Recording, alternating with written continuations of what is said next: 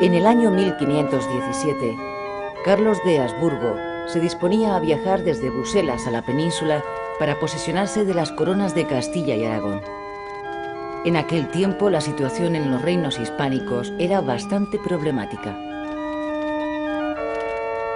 La muerte de Fernando el Católico, acaecida en 1516, planteaba graves incógnitas sucesorias. Acababa de morir también el anciano cardenal Cisneros, regente en Castilla desde la muerte de Fernando.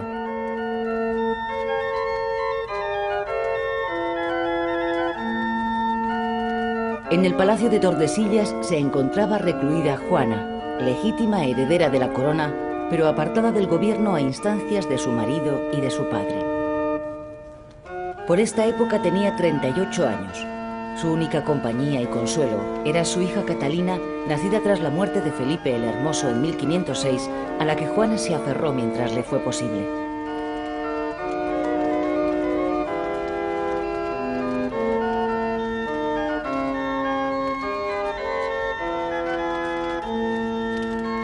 Desde que llegara a Tordesillas, su retiro se irá convirtiendo paulatinamente en un encierro, su palacio en una cárcel y su rebeldía en una excusa para exhibir su posible locura. ¿Estaba Juana realmente loca o fue víctima de las ambiciones sucesivas de un esposo, un padre y un hijo?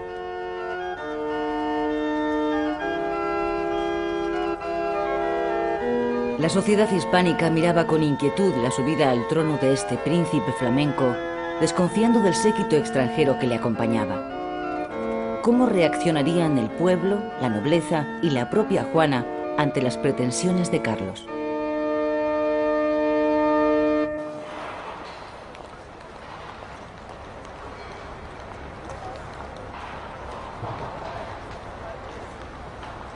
El joven príncipe se educó en Flandes, rodeado de preceptores flamencos, en un entorno cultural alejado de las tradiciones hispánicas y dentro del lujoso protocolo de la Casa de Borgoña.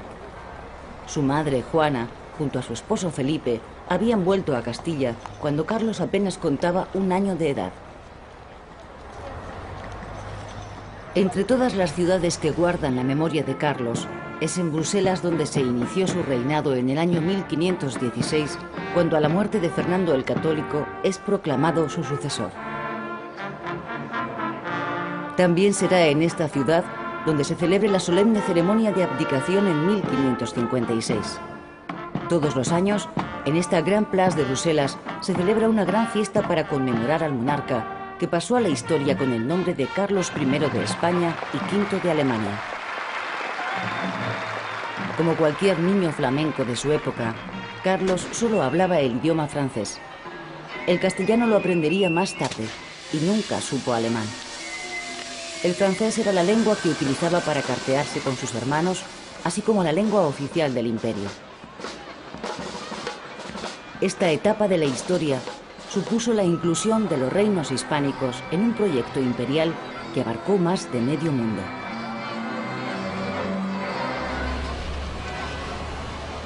Carlos de Habsburgo nació en esta ciudad belga de Gante y aquí fue bautizado. Se trata del primer varón, segundo hijo de Felipe el Hermoso y Juana la Loca. Las muertes sucesivas de hasta 5 príncipes y princesas que le antecedían en la sucesión a los tronos hispánicos y la presunta locura de su madre le convirtieron con tan solo 17 años en el soberano de un gran imperio.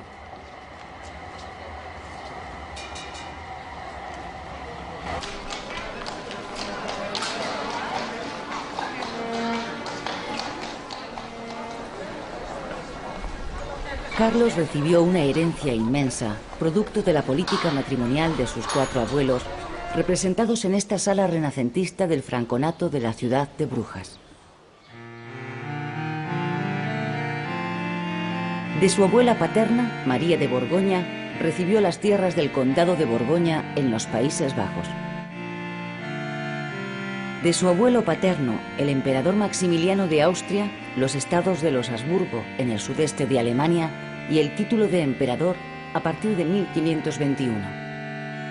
De su abuelo materno, Fernando el Católico, la corona de Aragón, y los dominios de Nápoles, Sicilia y Cerdeña. Y por último, de Isabel la Católica, la corona de Castilla con los territorios recién conquistados en América y norte de África.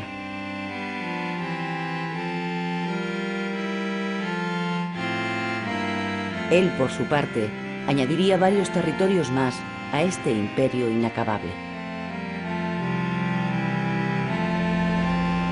Carlos considerará esta herencia como un patrimonio familiar que debía defender unido, articulado sobre la base del cristianismo. El erasmismo fue el eje ideológico sobre el que giró la idea imperial de Carlos V. Pero este pensamiento entró en decadencia a partir de 1528. Erasmo de Róterdam fue preceptor de Carlos en la corte flamenca, pero nunca estuvo en España, cuestión que zanjó con su famosa frase latina «Non placet Hispania». Uno de sus mejores discípulos fue el valenciano Juan Luis Vives, cuyo busto podemos encontrar actualmente en un rincón de la ciudad de Brujas. Vives era hijo de judíos conversos y tuvo que huir a causa de la represión inquisitorial que sufrieron sus padres y su familia. Profesor en las universidades de Oxford y Lovaina, su prestigio alcanzó a toda Europa y murió lejos de su tierra de nacimiento, sin explicitar públicamente su condición de descendiente de judíos ni los procesos inquisitoriales ejercidos sobre su familia. El valor supremo para Erasmo era la paz. En ella creyó cuando los nuevos príncipes cristianos de Europa eran jóvenes prometedores, escribiendo para Carlos V Educación del Príncipe Cristiano. También reivindicó la libertad de pensamiento, la beligerancia anticlerical y el rigor en las traducciones y adaptaciones de la Biblia, así como el retorno a las fuentes primitivas del cristianismo. La síntesis del proyecto renovador de la cristiandad la ofreció en su obra maestra, Elogio de la locura, dedicada a su amigo Tomás Moro. El primer índice inquisitorial de 1559 prohibió las obras de Erasmo en el territorio hispánico.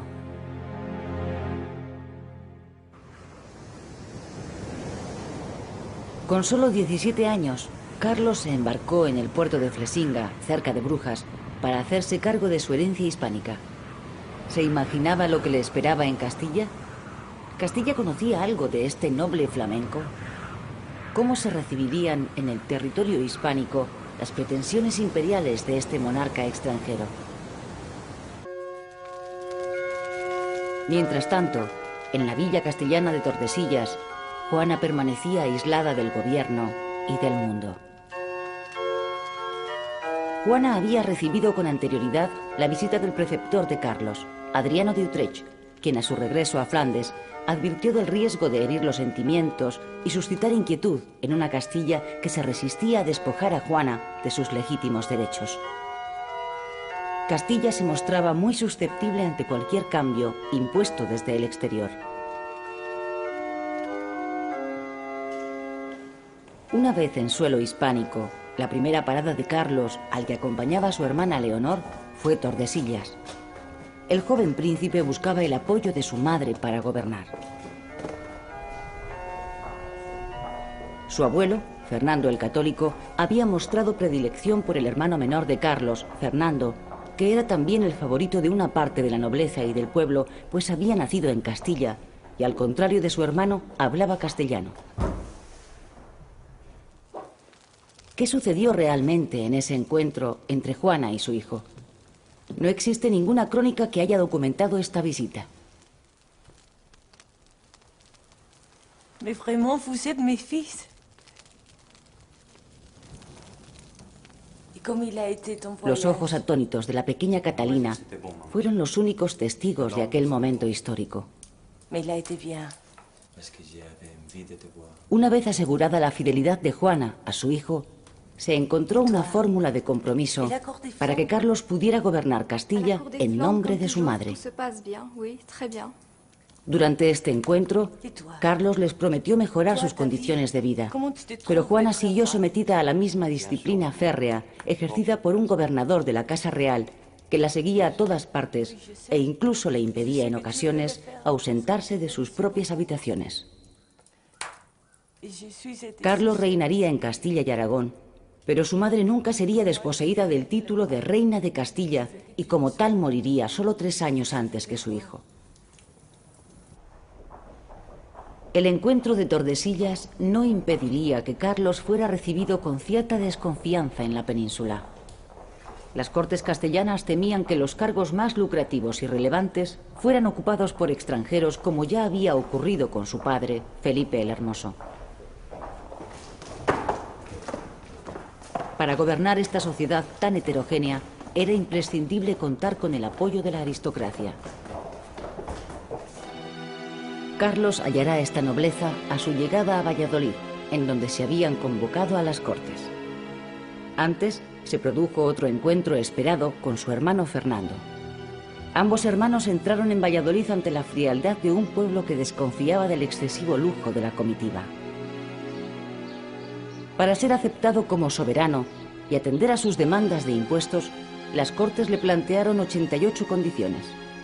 Entre otras, que Fernando no abandonara el suelo hispánico mientras Carlos no tuviera un heredero, que no gobernara ningún extranjero, así como no sacar oro, plata o caballos de los territorios hispánicos. Pero Carlos incumplió sus promesas, ordenando enseguida la partida de su hermano a Viena. Además, los dineros de Castilla se convirtieron en el principal soporte económico del imperio, y Adriano de Utrecht sería el primer regente de Carlos durante su ausencia de la península. Las primeras medidas de su gobierno se dictarán para satisfacer la codicia de los nuevos gobernantes flamencos. La atmósfera de Castilla se fue caldeando hacia la rebelión.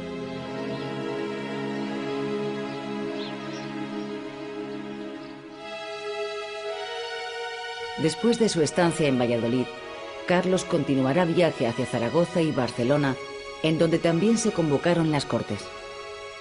Durante su permanencia en Barcelona nombrará caballeros de la Orden Borgoñona del Toisón de Oro a varios personajes de la nobleza castellana y aragonesa. También coincidirá con la llegada de un cargamento de plata americana y mantendrá una entrevista con el navegante portugués Magallanes, quien le pedirá ayuda para dar la vuelta al mundo. En Barcelona recibió la noticia de la muerte de su abuelo, el emperador Maximiliano I de Austria, lo que dejaba abierta la sucesión al trono imperial para el que Carlos partía como favorito frente al otro candidato, su enemigo eterno, Francisco I de Francia.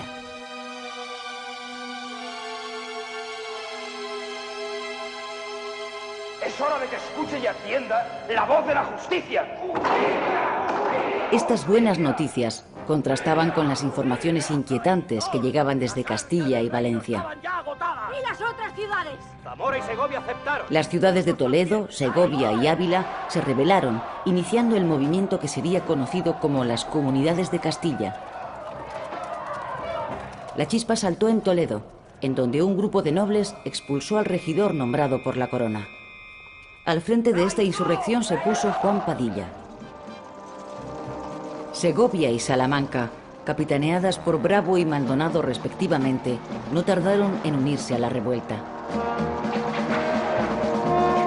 Medina del Campo sería incendiada por las tropas realistas para que el arsenal de armas que había en esa ciudad no cayera en manos de los insurrectos. En Valencia, la peste hizo que los nobles abandonaran la ciudad y los campesinos se alzaron contra sus señores en protesta por el empleo de mano de obra mudéjar, más dócil y barata. Este levantamiento se conoció con el nombre de Germanías y terminó propagándose también a Mallorca. El rey debería actuar rápido y poner orden, pero la muerte de su abuelo Maximiliano le había situado en disposición de sucederle en el trono imperial.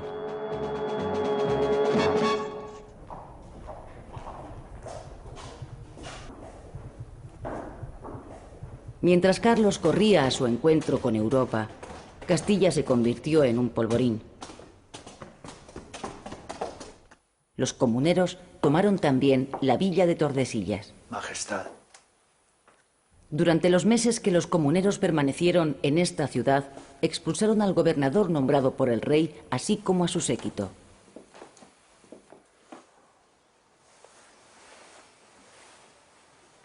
¿Qué me traéis? ¿Qué hubiera sucedido en el supuesto de que Juana hubiera firmado los documentos que le presentaron para que asumiera la corona de Castilla? Entre los comuneros, Juana se encontraba libre y respetada, pero nunca accedió a firmar algo que hubiera puesto en peligro el gobierno de su hijo. Sin el apoyo de Juana, la rebelión estaba condenada al fracaso. Por otra parte, la alta nobleza vio amenazados sus intereses a causa de la radicalización progresiva de las revueltas y el creciente poder de los burgueses, colocándose al lado de la monarquía. La derrota posterior de los comuneros en Villalar y el consiguiente ajusticiamiento de sus líderes consolidó el absolutismo regio en Castilla. Distinto contenido social y político tuvo la revuelta de las Germanías en el Reino de Valencia. Los sectores menestrales de los gremios se hicieron con el control de la ciudad. En ausencia de Carlos, Adriano de Utrecht fue quien afrontó esta sublevación. La intervención de las tropas reales, dirigidas por la última viuda de Fernando el Católico, Germana de Foix, acabó con la denominada Junta de los 13 y con la rebelión campesina en 1522. Este mismo año se pacificó también la isla de Mallorca.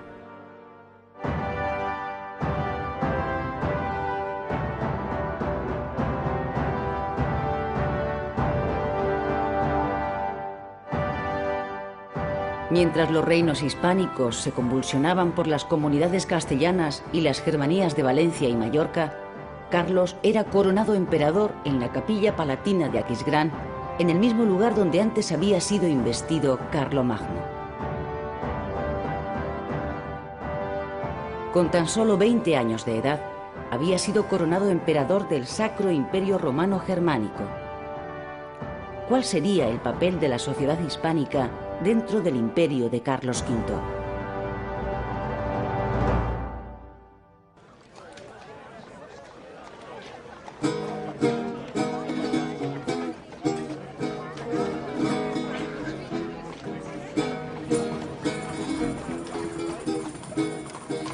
La conquista de nuevos territorios y riquezas en América y el acceso al primer plano político europeo sentaron las bases del optimismo con el que la sociedad hispánica se asomaba al mundo en los primeros años del siglo XVI.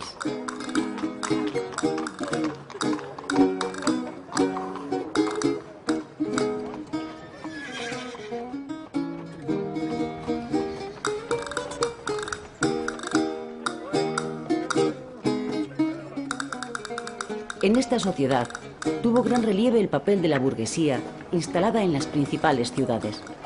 Mercaderes, artesanos o pequeños burgueses acapararon los beneficios de la bonanza económica de finales del siglo XV y principios del XVI. La mayoría de la población, unas 6 millones de personas, permanecía en el campo, sobreviviendo en pequeñas aldeas a las hambrunas de la época.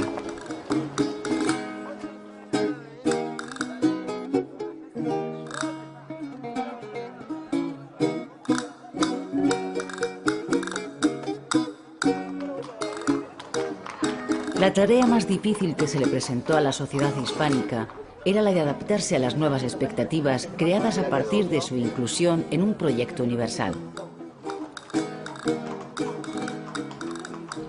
En la España de Carlos V coexistían tres intereses diferentes y a veces contrapuestos.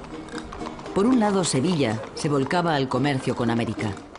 Castilla del Norte estaba ligada económicamente a Flandes y a la Europa del Norte. Y por último, la Corona de Aragón seguía mostrando sus preferencias por los mercados del Mediterráneo. Otro problema era el de la mano de obra. Una industria joven y en expansión se encontraba de repente desbordada por una enorme demanda tanto del interior como del exterior. Hay que tener presente también las secuelas de la rebelión comunera. La derrota en Villalar no había enterrado las reivindicaciones legítimas planteadas durante el conflicto, como la de los sectores de la producción textil que se oponían a la exportación masiva de la lana.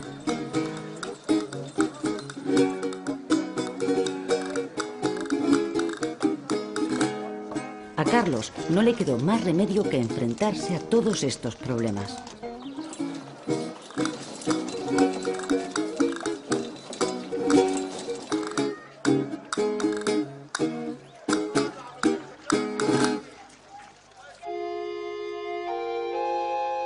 ¿Cómo era en realidad Carlos V? Según el relato de uno de sus consejeros, era de estatura media y constitución fuerte, la nariz curvada y aguileña y los ojos penetrantes. La mandíbula inferior era más grande que la superior, lo que le creaba problemas al hablar y al comer. De carácter melancólico y rencoroso, era muy trabajador.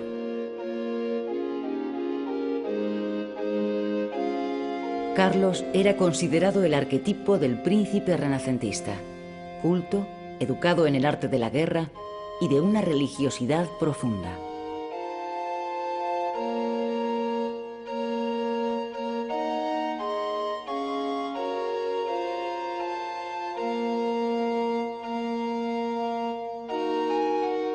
En las vidrieras de la Catedral de Sevilla aparece representado como San Sebastián. Durante toda su vida estuvo dispuesto a emplear sus reinos, sus amigos, su cuerpo y su sangre para defender la fe católica, como dijera él mismo.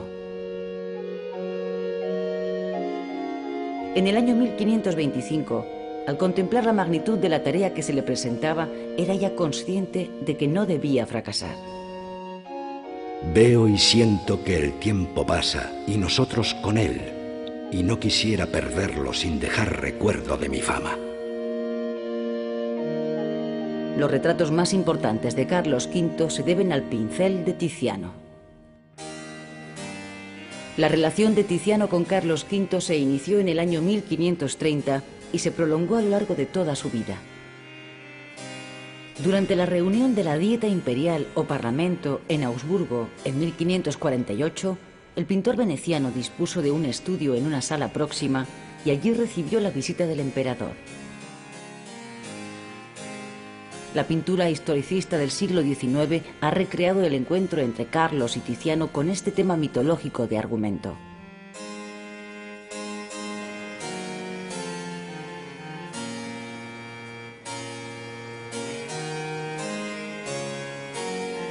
Tiziano regaló al emperador una de sus pinturas dedicadas a Venus.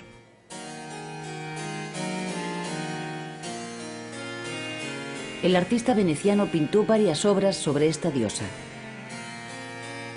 Dos de ellas, Venus recreándose en la música y Venus recreándose en el amor y la música, se conservan en el Museo del Prado.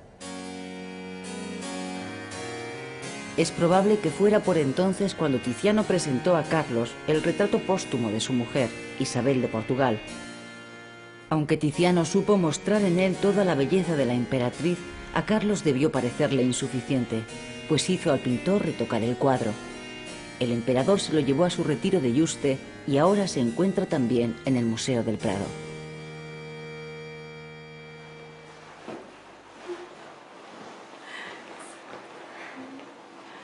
En la primavera del año 1526, Carlos V llegaba a Sevilla.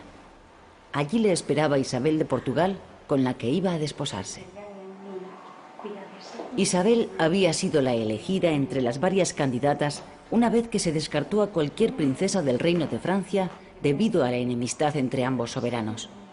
La candidata de Inglaterra, María Tudor, solo tenía 6 años y hubiera supuesto una espera demasiado larga para unos súbditos castellanos que venían apremiándole para que se casara y que habían mostrado su predilección por una princesa del país más cercano, Portugal. En la elección de Isabel, es posible adivinar el reconocimiento del emperador hacia las legítimas peticiones que Castilla le planteó a su llegada en 1517. Además, Carlos necesitaba una persona de la confianza de Castilla a la que dejar la regencia del reino cuando él estuviera ausente.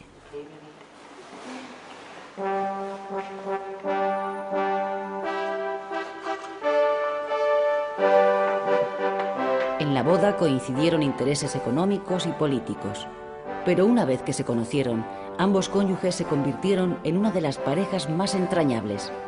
Las crónicas de la época hablan de la boda y del amor que surgió súbitamente entre ellos. Y como el reloj dio las 12, se aparejó un altar en la cámara de la emperatriz.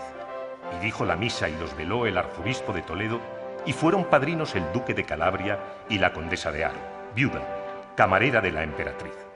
Estuvieron en la misma muy pocos caballeros, porque fue cosa no pensada, sino ansí, fecha de improviso, aunque astutamente estuvieron las damas de la emperatriz. Fateris te veles sponsam suam, Fater. recipis ipsum in sponsum et maritum, Recipio. Carolus. Yo estuve presente la primera vez que el emperador se acercó a Isabel y nunca había visto dos recién casados más contentos el uno con el otro que ellos. Parecía como si se hubiesen criado juntos. Recipis ipsam in sponsam et uxorem, recipio. Ego ex parte pater omnipotente. Sponso vos et istut sacramentum inter vos firmo. In nomine Patris. Isabel de Portugal fue una buena regente. Spiritus Sancti. Su temprana muerte en el año 1539, a los 10 días de haber dado a luz a su séptimo hijo, conmovió al emperador tan profundamente que ya no volvería a casarse. En una carta dirigida a su hermano Fernando, le dice que solo su fe le consuela de tan terrible pérdida.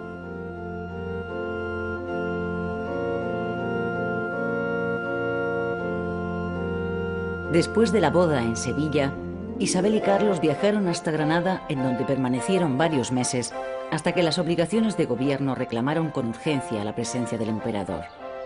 Allí Carlos mandaría edificar un palacio renacentista en medio de la Alhambra.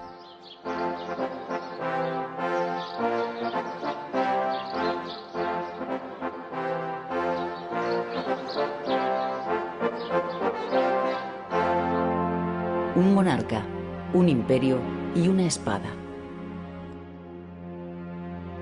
Esta idea unitaria del emperador, junto a una fe católica inquebrantable, va a chocar con la oposición de sus tres enemigos históricos: Francisco I, rey de Francia; Solimán el Magnífico, emperador de los turcos; y Martín Lutero, el monje agustino que protagonizará el gran cisma de la cristiandad del siglo XVI.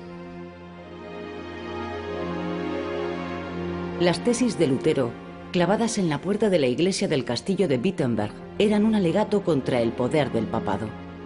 Estas proposiciones defendían la libre interpretación de la Biblia como única forma de alcanzar la salvación. Asimismo, las teorías protestantes negaban la legalidad de los concilios y las bulas papales. Lutero defendía que para salvarse era suficiente la fe. ¿Por qué los príncipes alemanes adoptaron con tanto entusiasmo las doctrinas de aquel fraile agustino? Lutero encarnaba en su persona los agravios históricos del nacionalismo alemán frente a la cultura latina representada por la Iglesia Católica, que ofrecía en aquellos momentos su peor imagen a causa de su decadencia y corrupción. La división religiosa en Europa era imparable, lo que atormentaría al emperador hasta la misma hora de su muerte. Carlos V, tras la gran victoria conseguida en Mühlberg contra las tropas protestantes de la Liga de Esmalcalda, creyó haber puesto fin a la amenaza luterana. El emperador que dirigió el avance de sus tropas no solo mandó a Tiziano perpetuar esta victoria, sino que él mismo relató los pormenores de esta batalla. Según su propio relato, las tropas de ambos ejércitos se encontraban separadas por el río Elba, muy crecido en aquella estación del año.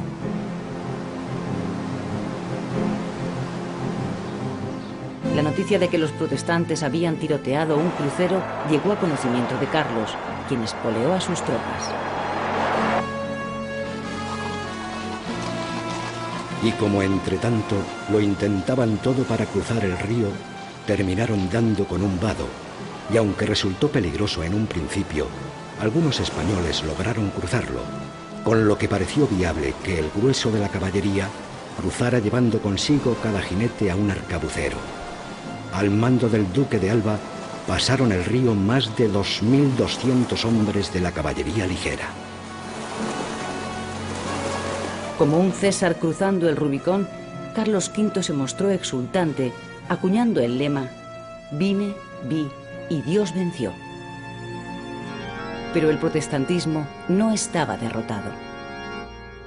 Ítem que dicha paz será publicada por todos los reinos y señoríos de los dichos señores, emperador y rey. Carlos V y el rey de Francia, Francisco I, mantuvieron a lo largo de sus reinados una enemistad casi visceral. Después de 5 guerras y varios desafíos personales que nunca llegarían a concretarse por la falta de ánimo y disposición del rey francés, tuvieron que ser 2 mujeres, Margarita de Austria, tía del emperador, y Luisa de Saboya, madre de Francisco I, las que pactaran las condiciones de la Paz de Cambrai en el año 1529.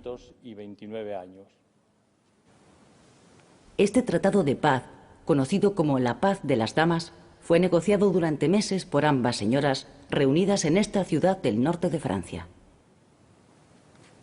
4 años antes, en 1525, las tropas de Carlos V habían obtenido una gran victoria sobre el rey francés en la batalla de Pavía, al norte de Italia. En ella fue hecho prisionero el propio Francisco I, que fue conducido a Madrid. Después de firmarse la paz, sería liberado, entregando como rehenes a sus propios hijos y debiendo jurar que no volvería a atacar más las posesiones del emperador. Pero en un documento secreto firmado el día anterior, el rey francés dejó constancia de que no estaba dispuesto a cumplir los términos de aquella paz. La firma de la Paz de las Damas daría paso a un periodo de tregua considerable entre el imperio de Carlos V y Francia, poniendo fin además a las aspiraciones de Francisco I en Italia. Tras el triunfo en la batalla de Pavía, los dominios del emperador en Italia, con el ducado de Milán, Nápoles y Sicilia, hicieron que el propio Papa llegara a sentirse acorralado. Se formó entonces una alianza en contra del imperio, compuesta por el Papado, Francia y las repúblicas de Florencia y Venecia. Además, el emperador otomano Solimán el Magnífico se sumó con su ejército a la lucha contra Carlos V, sitiando la ciudad de Viena. En este contexto se produjo el sorprendente suceso conocido como el Saco de Roma. El día 6 de mayo de 1527, tras un corto asedio, los ejércitos del emperador tomaron Roma, sometiéndola a un feroz y brutal saqueo. Un testigo español, el abad de Nájera, escribiría: «No sé qué diga ni a qué lo compare, que excepto la destrucción de Jerusalén, no creo que haya acontecido otra cosa igual a esta». Los grafitis escritos por los soldados alemanes, los lansquenetes, sobre las paredes del Vaticano, han quedado como prueba para la posteridad de un acontecimiento que sin duda conmovió a todo el orbe cristiano. El Papa, vicario de Cristo, refugiado en el castillo de Sant'Angelo, había enmudecido. El emperador supo sacar provecho de la situación, negociando una paz ventajosa e imponiendo la celebración de un concilio con la intención de acabar con las disputas entre católicos y protestantes. El Concilio de Trento se convocó tras muchas dilaciones, diseñándose un nuevo marco dogmático y confesional para la Iglesia católica. En este concilio tendría un papel fundamental la Compañía de Jesús, fundada por Ignacio de Loyola, y a la que se incorporarían pronto grandes personajes de la política de la época, como Francisco de Borja.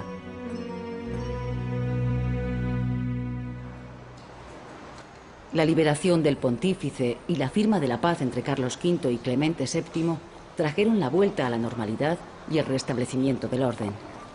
A partir de ese momento, Carlos no aspiraba a otra cosa que ser coronado como rey de romanos por el Papa.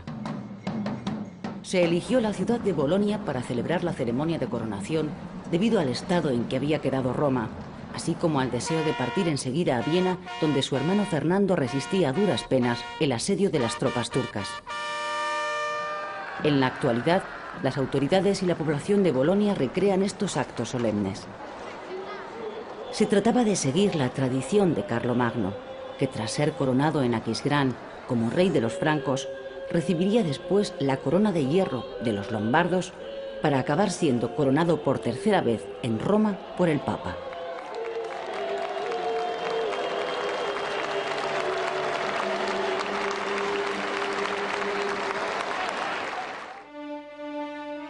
Tras la doble coronación de Bolonia, Carlos V alcanzó el punto álgido de su poder y su gloria. Había llegado el momento de medir sus fuerzas contra el otro emperador del mundo, Solimán el Magnífico. El ejército turco había logrado una gran victoria sobre el rey de Hungría, casado con una hermana de Carlos, con lo que Viena se había convertido en una frontera peligrosa entre los dos imperios.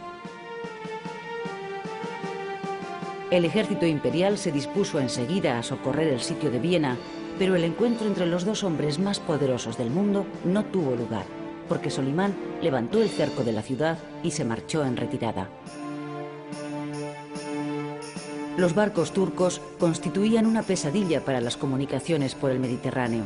Los saqueos de las costas españolas y de sus posesiones en África eran continuos. La ciudad de Túnez había caído en poder de Barbarroja. El emperador armó entonces una potente flota para atacar Túnez en el verano de 1535. Carlos V se embarcó con la flota que zarpó del puerto de Barcelona y cruzó el Mediterráneo, asaltando primero la plaza fuerte de la Goleta y poniendo a continuación cerco a Túnez.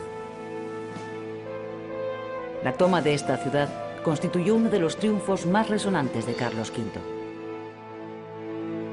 El paso del tiempo minimizó esta victoria, pues el poder berberisco apenas resultó dañado.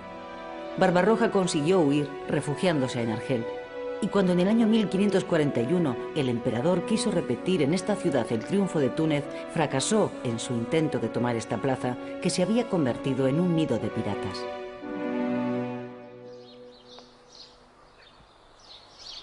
Para afrontar tantas contiendas, el emperador necesitaba mucho dinero, ya que ni los impuestos ni las riquezas de América eran suficientes. Carlos V tuvo que recurrir muchas veces a los banqueros alemanes, en especial a la familia Fugger. Los Fugger consiguieron importantes concesiones a cambio de préstamos, como las minas de mercurio de Almadén, y terminaron instalándose en Castilla, convirtiendo Almagro en su sede, lugar que diseñaron como si se tratara de una ciudad alemana. Los altos intereses que los banqueros imponían a sus préstamos hizo que la deuda se triplicara. Esta sangría económica pesó como una losa sobre los reinos hispánicos. Ni los tesoros que llegaban de América impedirían el posterior desastre económico. Por esta ciudad de Sevilla pasó todo el oro y la plata que se enviaba desde América, lo que originó una transformación social y urbanística de la ciudad, así como una fuerte expansión demográfica. En el siglo XVI, Sevilla albergaba una población de alrededor de 150.000 habitantes. Esta ciudad se consideraba como la más cosmopolita de toda la península. Sevilla también se llenó de conventos como consecuencia de la llegada de numerosos clérigos que embarcaban luego con destino a América. La nobleza adornaría la ciudad con palacios, como la casa de Pilatos, perteneciente a la familia de Alba. Mendigos, titiriteros, ladrones, pícaros, lisiados que comen a diario la sopa boba de los conventos, componían la otra cara de la moneda de la nobleza, los clérigos y los banqueros. La singular convivencia de unos con otros dio lugar a todo un género literario, la novela picaresca, y dentro de ella a una obra de alcance universal, El Lazarillo de Tormes, cuyas postreras palabras nos remiten a la propia figura de Carlos V. Esto fue el mismo año que nuestro victorioso emperador en esta insigne ciudad de Toledo entró y tuvo en ella cortes, y se hicieron grandes regocijos y fiestas, como vuestra merced habrá oído. Pues en este tiempo estaba en mi prosperidad y en la cumbre de toda buena fortuna.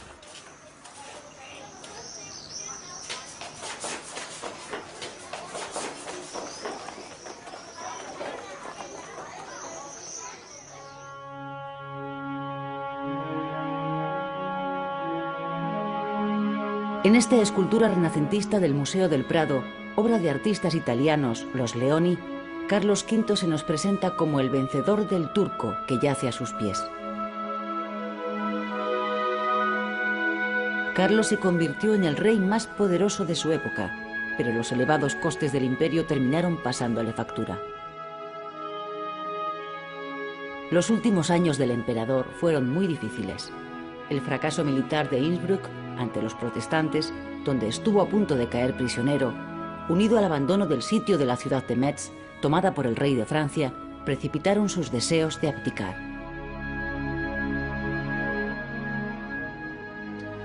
Sé que para gobernar y administrar estos estados y los demás que Dios me dio, ya no tengo fuerzas, y las pocas que me han quedado se me han de acabar presto. Enfermo y agotado por la pesada carga que le deparó el destino, Carlos esperaba la muerte en su retiro de Yuste. El emperador escogió para su retiro este apartado monasterio situado en el Valle de la Vera, un lugar de clima apacible y sorprendente belleza. Un valle, sin embargo, que escondía en su seno la mortal enfermedad que habría de acabar con su vida, el paludismo. El peso del imperio había terminado con el espíritu de Carlos, que intentó salvar con su presencia física los problemas de una herencia tan compleja. 9 veces fui a Alemania la Alta, 6 he pasado en España, 7 en Italia, 10 he venido aquí a Flandes, 4 en tiempos de paz y de guerra he entrado en Francia, 2 en Inglaterra, otras 2 fui contra África, sin otros caminos de menos cuenta, y para esto he navegado 8 veces el mar Mediterráneo y 3 el océano de España, y ahora será la 4ª que volveré a pasarlo para sepultarme. La solemne ceremonia de abdicación celebrada en Bruselas en 1556 supuso el adiós definitivo al trono.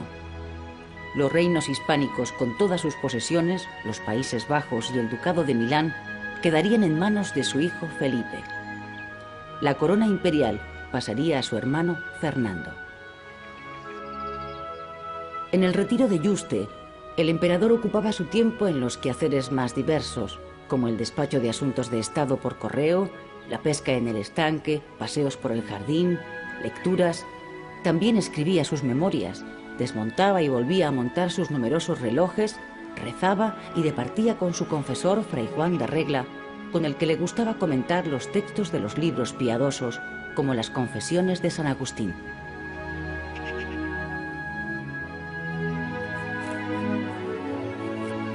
Desde Yuste seguiría de cerca todos los asuntos públicos a los que hubieron de enfrentarse tanto su hijo Felipe, que permanecía aún en Bruselas, como su hija Juana, que actuaba de regente. Hasta aquí le persiguió a Carlos la sombra de su peor enemigo, el protestantismo.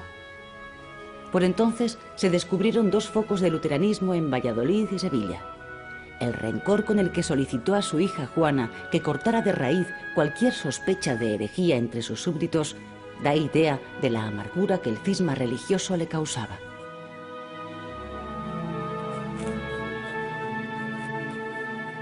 Un informe confidencial describía el auténtico estado del emperador. Según la opinión de los médicos de Su Majestad, dice que tiene muy corta vida a causa de las grandes diversidades de enfermedades que le atormentan y afligen, y finge estar aliviado y mejor de su salud cuando está más falto de ella.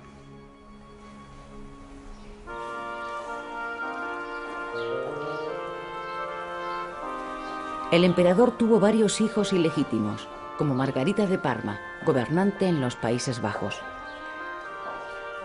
Durante su retiro en Yuste, Carlos tendrá la ocasión de conocer a su último hijo, fruto de la unión a la edad de 47 años con una joven de origen alemán, Bárbara de Blumberg. El niño Jeromín, que años más tarde sería conocido como Don Juan de Austria y que daría a Felipe II su triunfo más sonado, Lepanto, tenía en esos momentos 11 años y había sido educado de forma oculta en Leganés bajo el nombre de Jerónimo.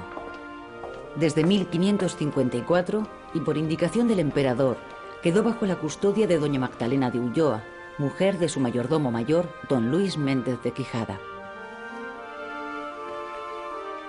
En el verano de 1558, Quijada abandonó el monasterio para regresar poco después con su mujer y el niño, instalándose en el cercano pueblo de Cuacos de Yuste.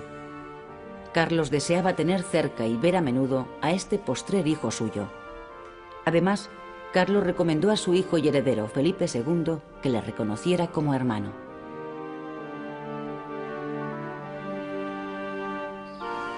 En Yuste, el emperador de medio mundo y un joven de 11 años, lleno de sueños, hablan de batallas, enemigos o sentimientos.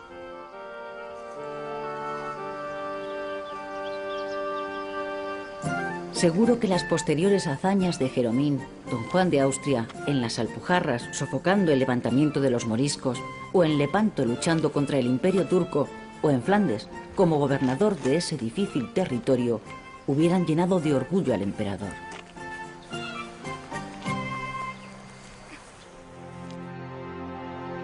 El reinado de Carlos V puede considerarse como una transición entre dos mundos, el medieval y el moderno. El sueño europeo del emperador, la Universitas Cristiana, nunca llegó a consolidarse, pues las nacionalidades europeas emergentes lo impidieron.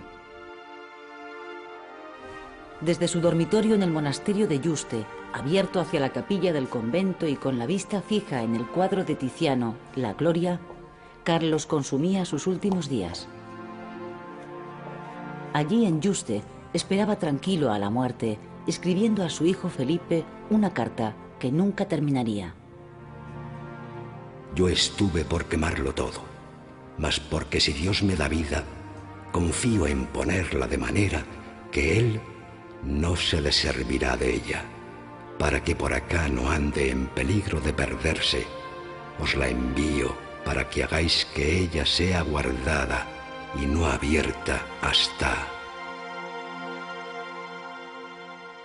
Pidió a Tiziano que le pintara dentro del cuadro, arrodillado a los pies de Dios, junto a su mujer y su hijo Felipe.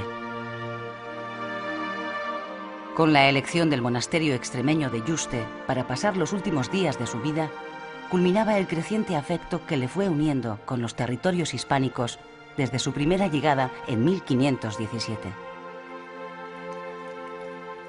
Desde que Carlos de Habsburgo llegara a Tordesillas para encontrarse con su madre Juana, se había producido una paulatina castellanización de Carlos V que trascendía al mero hecho de que Castilla se hubiera convertido en el principal soporte económico del imperio. El primer paso importante en este proceso había sido su boda con Isabel de Portugal, continuando la política matrimonial de sus abuelos, los reyes católicos. La política de su esposa Isabel como regente, en los largos años de ausencia del emperador, había seguido también esa misma línea. Su heredero, el futuro Felipe II, había sido educado en Castilla.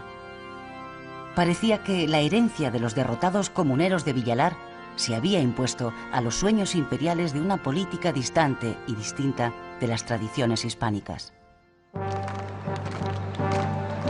Este proceso de españolización del emperador, con Castilla como principal eje de referencia, se hizo patente en el encuentro entre Carlos V y el Papa Clemente VII en Bolonia con motivo de la coronación imperial. Carlos saludó al Papa en castellano, no en francés, que era su lengua vernácula, ni en latín, que era la lengua diplomática. En 1536, ante otro Papa, Paulo III, Carlos V vuelve a expresarse en castellano.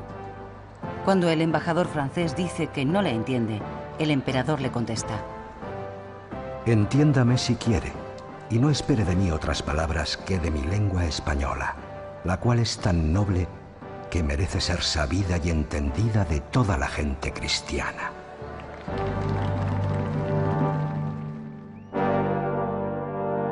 La unión paulatina de Carlos V con los reinos hispánicos se cerraría con la elección del retiro de Yuste. Carlos V moriría el día 21 de septiembre de 1558, abrazado al mismo crucifijo que estrechara a su mujer Isabel de Portugal 20 años antes, en la difícil hora del tránsito.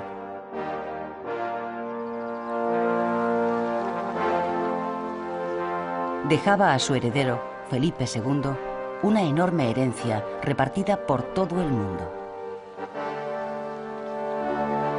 El imperio de Carlos V se iba a mantener e incluso a acrecentar a través de su hijo en los próximos años, conservando la hegemonía en Europa y en América.